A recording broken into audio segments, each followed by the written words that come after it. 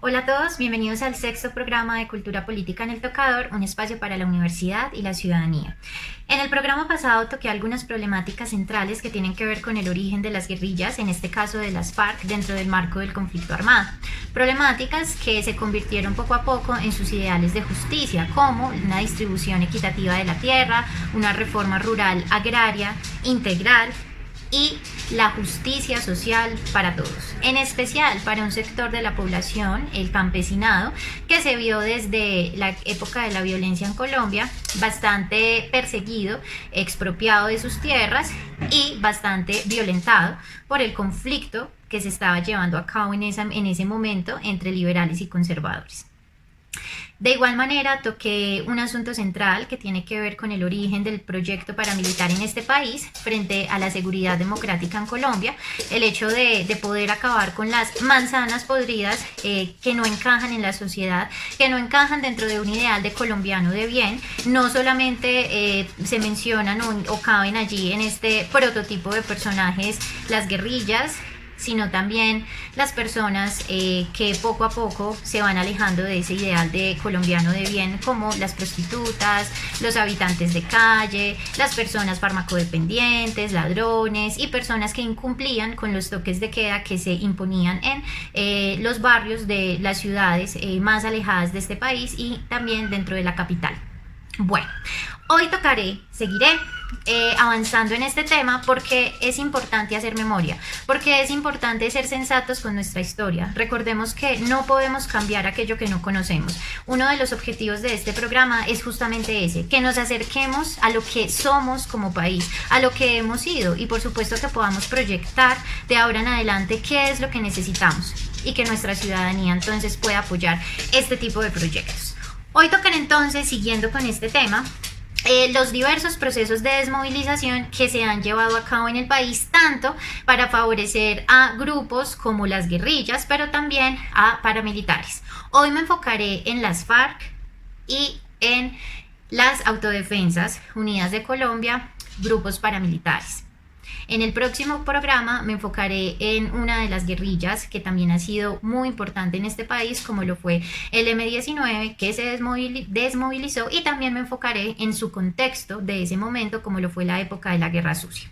Volviendo al tema entonces que tocaré hoy, es importante empezar resaltando que tanto guerrillas como paramilitares cumplieron con sus objetivos de una manera bastante controversial, de una manera que se puede cuestionar desde todo punto de vista humano, político y social.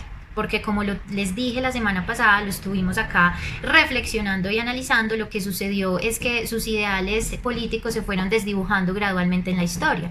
La justicia social que quería la guerrilla de las FARC se fue desdibujando en la medida en que cometieron diversos crímenes de lesa humanidad.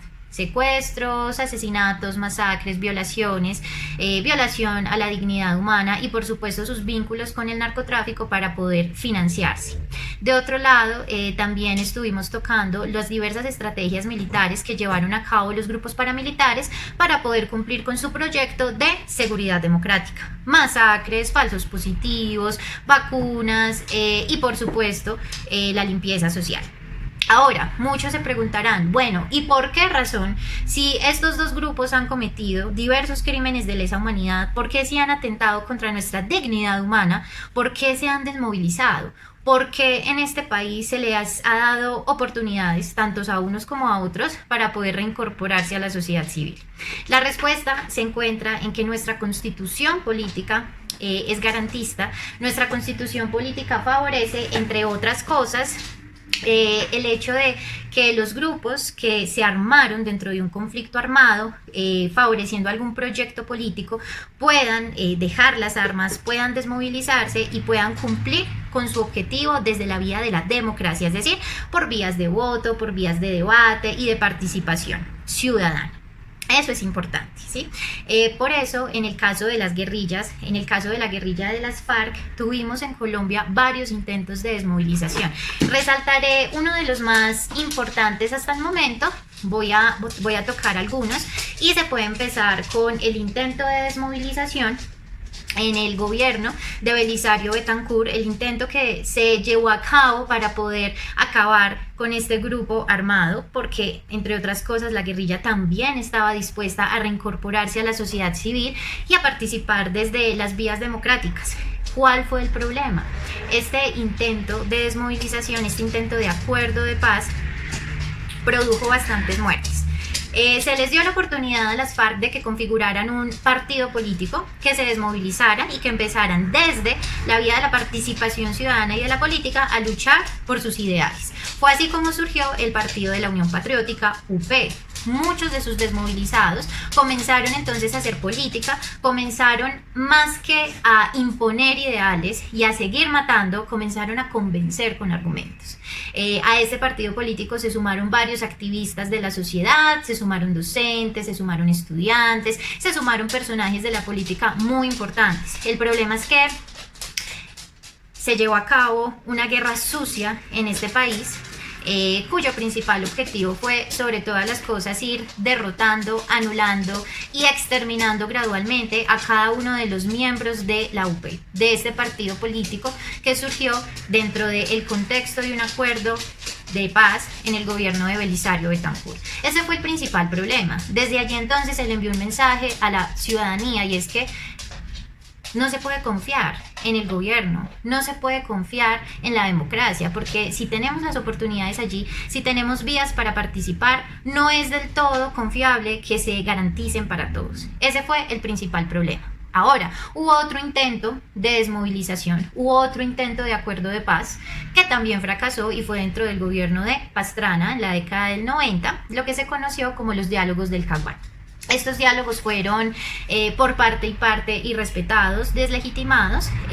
Algunos dicen que este tipo de acuerdo fracasó porque Pastrana en ese momento, mientras por un lado les decía a la guerrilla de las FARC que claro, que se podían sentar, que podían llegar a acuerdos, que podían llegar a reformas políticas y sociales importantes en el país, por otro lado recibía ayuda militar y estratégica de Estados Unidos para derrotar no solamente al narcotráfico, sino también a la guerrilla, a todas las manzanas podridas de este grupo armado, lo que se conoce dentro del contexto del Plan Colombia. Se los recomiendo por si quieren profundizar más sobre este episodio. Ahora, el último intento de desmovilización, el último intento de acuerdo de paz que hemos tenido en este país es el del 2016. Recordemos que fue un acuerdo entre el gobierno nacional, entre las FARC, entre varias de las víctimas de este conflicto armado que se llevó a cabo en La Habana. Este acuerdo, la firma de este acuerdo además representó para muchos de nuestros ciudadanos una derrota, porque algunos pensaron que se le iba a entregar el país en bandeja de plata a la guerrilla, cosa pues que hasta ahorita no hemos visto, sino que estamos viendo es una reactivación de la violencia por otras vías, no precisamente por la guerrilla de las FARC. Ahora, este fue el último intento, y digo intento porque a pesar de que se haya firmado un acuerdo de paz en el 2016 y a pesar de que se le preguntó a la ciudadanía mediante un plebiscito si estaba de acuerdo con guerra o con paz y escogieron la guerra en este país, a pesar de ese tipo de vías democráticas, lastimosamente seguimos viviendo el mismo panorama de violencia y de conflicto, porque nos seguimos matando, porque seguimos viendo masacres, porque seguimos viendo asesinatos, porque seguimos viendo persecuciones políticas, y no solamente entre los disidentes de las FARC que no estuvieron de acuerdo con el acuerdo, sino entre los desmovilizados. Muchos desmovilizados han sido asesinados, lo podemos consultar, podemos indagar cifras, podemos indagar que quienes se desmovilizaron y están apoyando la restitución de cultivos ilícitos, poder cambiar el negocio de la coca, el cultivo de la coca, por otro tipo de forma de poder consumir, de poder ampliar la economía, de cultivar otras cosas que nos sirven a nosotros como ciudadanos. Las personas que apoyan estas alternativas al negocio de la coca también han sido masacradas, también han sido asesinadas, más cuando desde los últimos días hemos visto que se están disputando territorios geoestratégicamente ubicados para el negocio de la coca y para empezar a, no sé, poner diversos laboratorios para seguir expandiendo el negocio, dado que anualmente en este país se producen 300 toneladas de coca. Ese fue el último intento, un intento que hasta el momento podríamos decir que no ha dado buenos resultados. Si bien se han reparado algunas víctimas, se ha dicho la verdad en otros casos, lo que estamos viendo es un panorama bastante gris en lo que tiene que ver con la no repetición. Uno de los principios de los acuerdos y de este acuerdo de paz basado en la justicia especial, en la justicia transicional, tiene que ver con la no repetición de los hechos, tiene que ver con garantías de paz, tiene que ver con garantías del respeto a la dignidad humana y a los derechos humanos. Lo que hemos visto es todo lo contrario. ¿Sí? Quienes se han desmovilizado han sido masacrados, han sido asesinados, han sido perseguidos. Por otro lado, seguimos viendo que hay disidencias que siguen en su mente con este proyecto supuestamente político, pero vulnerando la humanidad, en este caso nuestra ciudadanía. Ese ha sido un intento importante. Hasta ahorita podríamos decir que el panorama no es muy certero. No podemos decir este proyecto fracasó, pero tampoco podemos decir vamos bien. Frente al paramilitarismo, a pesar de que, al igual que la guerrilla, tuvo varios intentos de desmovilizarse, al igual que las guerrillas cometieron diversos crímenes de lesa humanidad, pues de igual manera se le dio la oportunidad para que se reincorporara a la sociedad civil. Esto lo vimos en el primer gobierno de Álvaro Uribe Vélez.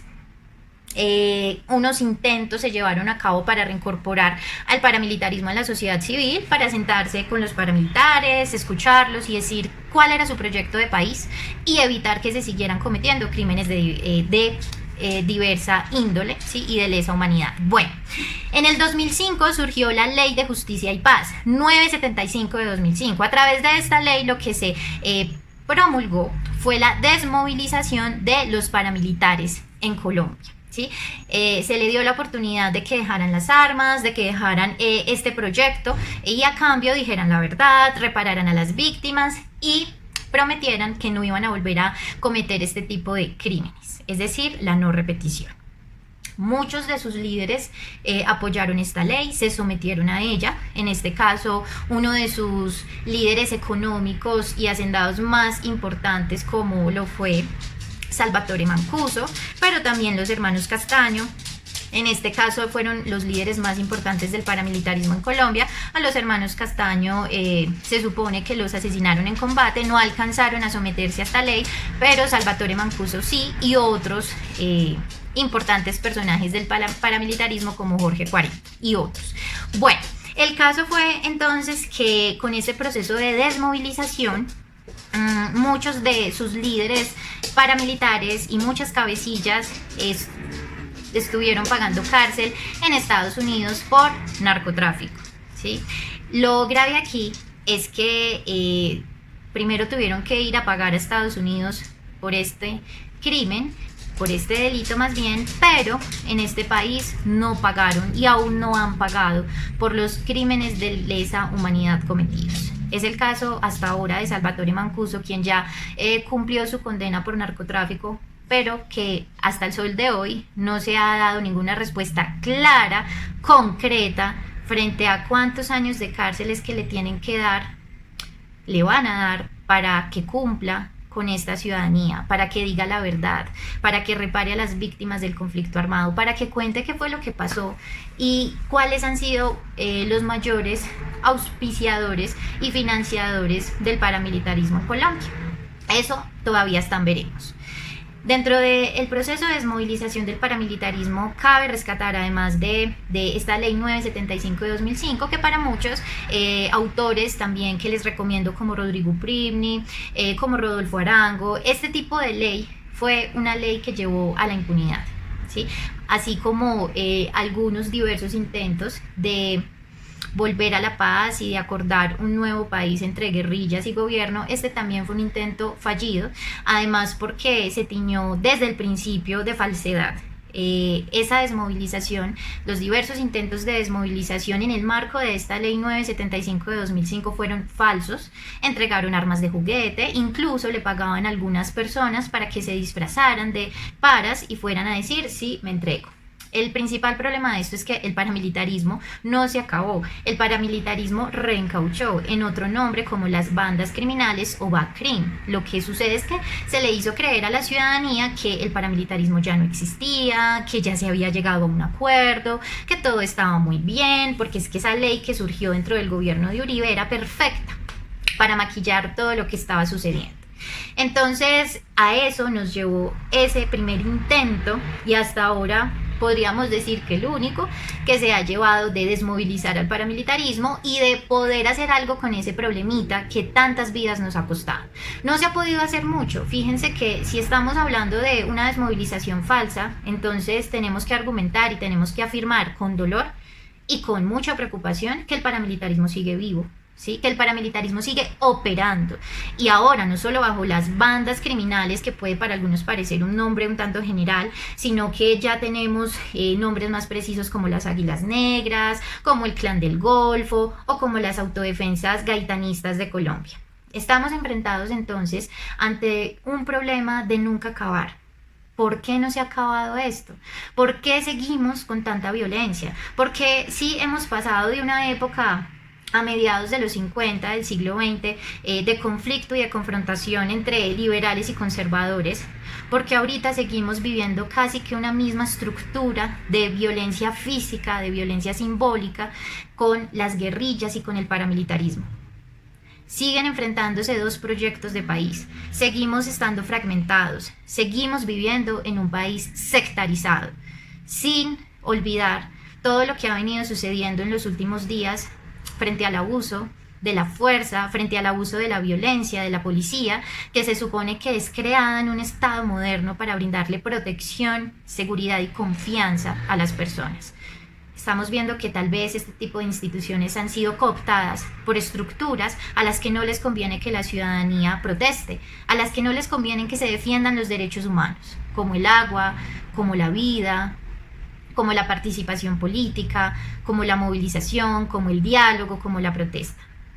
Será importante entonces que en el próximo programa se toque uno de esos problemas y es, bueno, ¿por qué razón seguimos viviendo bajo una misma estructura violenta de conflicto entre varios grupos sectarizados, entre varios proyectos de Estado, entre varios proyectos de país confrontados? ¿Dónde está la unidad? ¿A dónde hemos ido nosotros los ciudadanos? Les recomiendo que me dejen entonces sus preguntas, sus inquietudes, sus comentarios y que se suscriban a Cultura Política en El Tocador, un espacio para la universidad y la ciudadanía. Los espero en el próximo programa.